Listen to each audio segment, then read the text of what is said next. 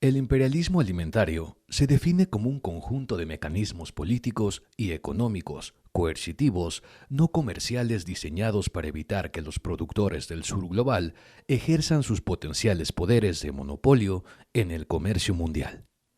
La dominación imperialista sobre la agricultura del sur global es, por lo tanto, una condición necesaria para la reproducción del capital. La teoría del imperialismo, Patnaik 2017. 154. Finalizada la Segunda Guerra Mundial, la reconstrucción de las estructuras económicas de los países que estuvieron involucrados en el conflicto se llevaron a cabo con el otorgamiento de préstamos, Plan Marshall, principalmente por Estados Unidos de América. La arquitectura financiera y económica internacional se conformó con la creación de instituciones como el Banco Mundial y el Fondo Monetario Internacional principalmente. A través de estas instituciones se impulsa el desarrollo de Europa y Japón con la inyección de recursos financieros por más de 13.000 millones de dólares. En 1944, en la conferencia de Bretton Woods en New Hampshire, se aceptó el dólar como la moneda principal dentro del comercio mundial respaldada por el oro. El tipo de cambio estableció que una onza de oro equivaldría a 35 dólares. De esta forma, se le daba orden y estabilidad al comercio mundial. Los países que incurrieran en déficit comerciales debían saldar esas deudas con sus reservas en oro o en dólares, o bien solicitar un préstamo al FMI, Fondo Monetario Internacional. El resultado de estas medidas se tradujo en un crecimiento de la producción industrial 5.6% a nivel mundial entre 1948 y 1971. Este crecimiento, superior al crecimiento demográfico, creó las condiciones de mejoramiento del nivel de vida de los trabajadores en Europa, Japón y otros países del orbe, entre ellos México. El crecimiento económico se debió por el lado de la oferta al petróleo barato, la abundancia de capital y la intervención de los gobiernos con un fuerte gasto público. Esto siguiendo las recomendaciones de las políticas keynesianas. Por el lado de la demanda, la escasez de mano de obra por el conflicto bélico impulsó el crecimiento salarial de la clase trabajadora, generando así una demanda efectiva que se tradujo en un desarrollo económico y una mejora sustancial en la calidad de vida de la población. El Estado asumió un papel central como eje rector de la economía en todos los países. En México, por ejemplo, se estableció la cobertura educativa gratuita en niveles básico, medio y superior. Se crearon instituciones de salud como el IMSS, el ISSSTE, la Secretaría de Salud. Se nacionalizaron muchas industrias como la petrolera. Se otorgaron subsidios al consumo y a la producción de productos agrícolas y otras áreas. Este modelo de desarrollo se le conoció como la industrialización basada en la sustitución de importaciones. El gobierno principalmente y algunas empresas invirtieron en la producción de bienes duraderos como el sector de la vivienda, automotriz, petroquímica, electrónica, entretenimiento, etc. De esta manera se fortaleció el bienestar material de muchas familias. Sin embargo, a inicios de los 70 comienzan a aparecer signos de agotamiento del modelo. La industria no pudo absorber la creciente mano de obra por la falta de capacitación. Los salarios se estancaron. Apareció el desempleo en algunas áreas, la protección a la industria nacional ante la competencia de la industria japonesa y extranjera la convierte en ineficiente y queda rezagada. La industria mexicana no fue capaz de exportar y generar divisas, por lo que se importaron bienes de capital. Además, comenzó una fuga de capitales que, junto con la caída de los precios del petróleo, presionó al peso respecto al dólar, creando una devaluación. La crisis de 1982 es una de las mayores crisis en la historia. Prácticamente el Estado mexicano no pudo pagar los préstamos que había adquirido con el Fondo Monetario Internacional, FMI. Previamente, a nivel internacional, en 1971, Nixon declara la no convertibilidad oro-dólar, debido a que los excesos de emisión de dólares por los déficits comerciales de Estados Unidos y los gastos ocasionados por la guerra de Vietnam imposibilitaron que las reservas de oro igualaran la sobreoferta de dólares emitidos. Se rompe el patrón oro y se devalúa el dólar. La guerra de Yom Kippur entre Israel y los países árabes provoca que posteriormente los países exportadores de petróleo, la OPEP, recorten drásticamente su producción, castigando a los países que apoyaron a Israel, creando un incremento del precio del crudo. Apareció entonces un fenómeno desconocido: estanflación. Esto es desempleo e inflación. El precio del barril del petróleo en 1973 pasó de $2 a más de $11, y el desempleo en Estados Unidos creció un 9%. El Producto Interno Bruto descendió en un 6%. Este impacto económico afectó a todas las economías que dependían del petróleo. Estos fenómenos que sacudieron a las economías fueron el centro de las críticas al modelo del estado de bienestar y provocaron un cambio de rumbo económico con la llegada de gobiernos de corte neoliberal en Estados Unidos y Gran Bretaña. Milton Friedman, economista norteamericano de la Escuela de Chicago, recomendó una serie de medidas que modificarían la relación entre el Estado y la sociedad con drásticos recortes presupuestales al salario, modificaciones en los contratos colectivos, reforma a las pensiones, los programas de apoyo y las prestaciones sociales, una política fiscal de reducción impositiva a las grandes capitales. La idea era un estado mínimo donde las fuerzas del mercado se convirtieran en el eje rector de la sociedad. México, al igual que América Latina, firmaron cartas de intención con el FMI y el BM y recibieron préstamos para hacer frente a sus servicios de deuda. Sin embargo, se ven en la necesidad de aplicar una serie de medidas de liberación de los sectores estratégicos que estaban en control del Estado. La reforma al artículo 27 constitucional es un ejemplo. El ejido que no era enajenable se convirtió en una mercancía, causando una migración hacia núcleos urbanos, incremento de la mano de obra y desempleo, estancamiento salarial y la creación de zonas marginadas. Los programas de ajuste estructural llevados a cabo a partir de Miguel de la Madrid implicaron la contracción del crecimiento económico, aumento del desempleo y desigualdad económica, además de una fuga de capitales. Para frenarla, se implementó inicialmente un control cambiario y así tratar de evitar la devaluación del peso. A partir de 1984, comienzan una serie de privatizaciones y liquidaciones de empresas paraestatales y del sector público en México, acorde con las recomendaciones del pensamiento neoliberal, generando un enorme desempleo.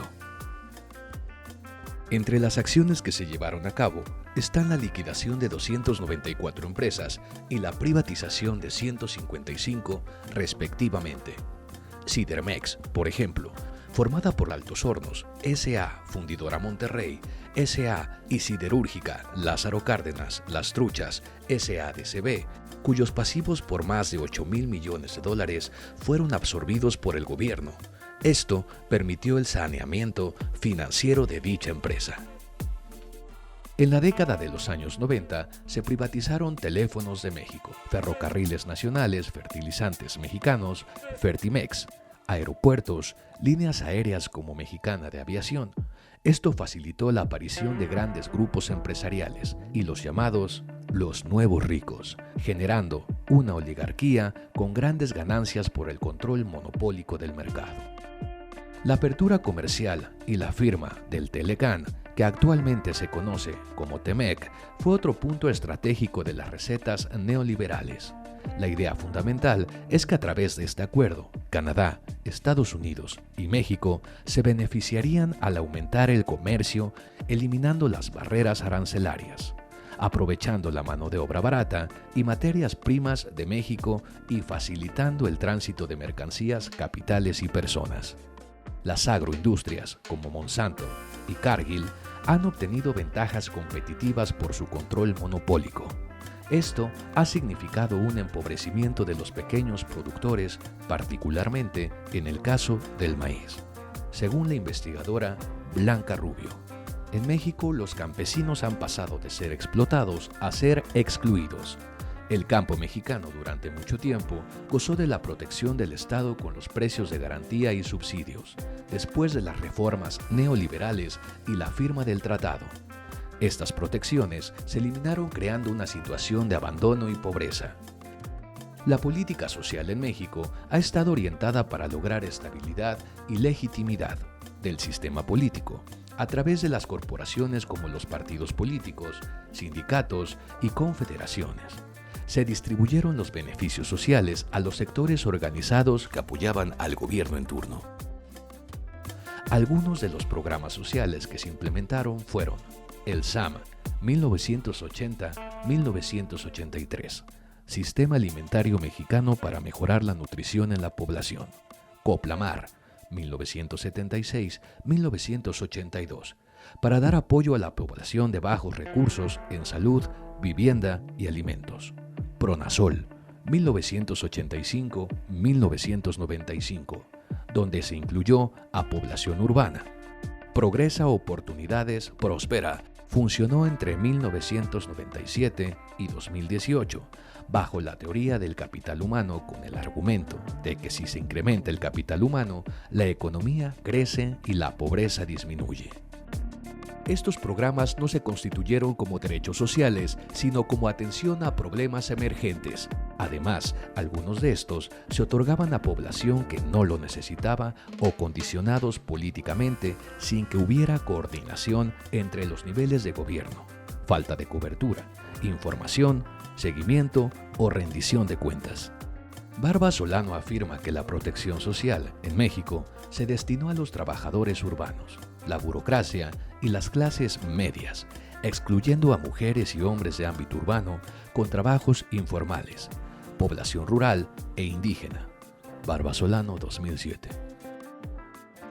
Uno de los sectores clave en México es el sector de la energía. En 2013 se diseñó una reforma energética para hacer más barata y eficiente la energía, el precio del gas y la electricidad. Se definió a la electricidad, el gas y el petróleo como commodities, mercancías. Esto los hace objeto de compraventa en el mercado y el Estado pierde rectoría sobre su producción y control, favoreciendo a la entrada de empresas para su producción y distribución.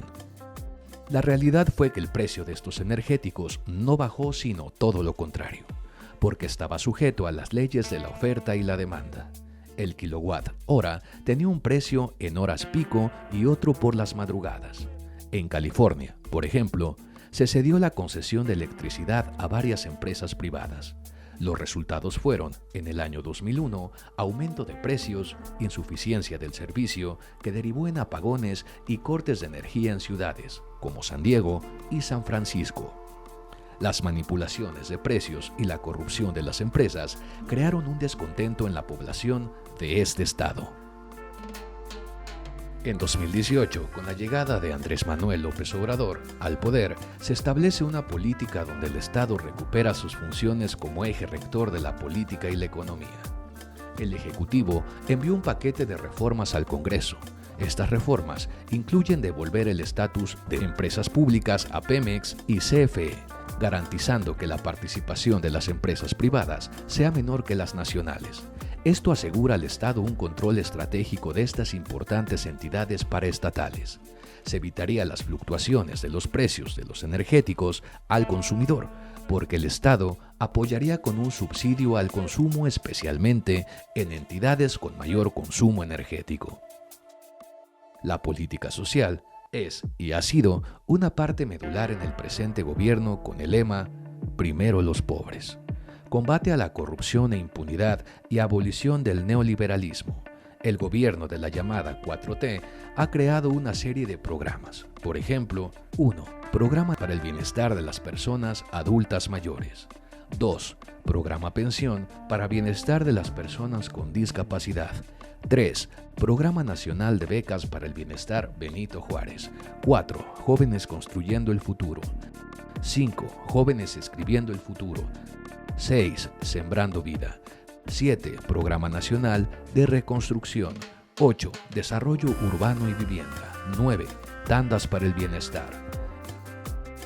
El programa de Apoyo a Adultos Mayores incrementó su presupuesto en el periodo 2019-2022 un 138%. Además, se crearon los Bancos del Bienestar y la Guardia Nacional para Protección de la Población. En el aspecto macroeconómico, las reservas de dólares del Banco de México, Banjico, alcanzaron la cifra de 212.762 millones de dólares al 29 de diciembre del año 2023, ubicándose en los niveles más altos desde 1996. Estos activos de reserva son suficientes para enfrentar cualquier tipo de ataque especulativo contra el peso. La política monetaria de esta administración ha sido la adecuada acorde a los cambios a nivel internacional.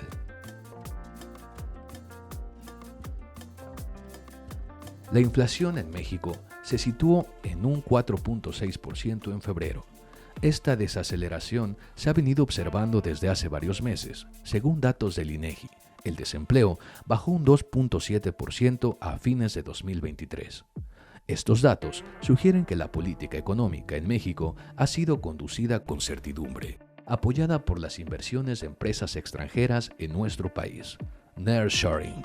La actual administración aún enfrenta retos importantes como el problema del crimen organizado, sequía, deforestación, contaminación ambiental y la migración de Centroamérica y otros países. Sin embargo, la recuperación de sectores estratégicos por parte del Estado ha permitido tener un Estado que se ha consolidado con herramientas para hacer frente a dichos retos a pesar de los vaivenes de la política interna y externa.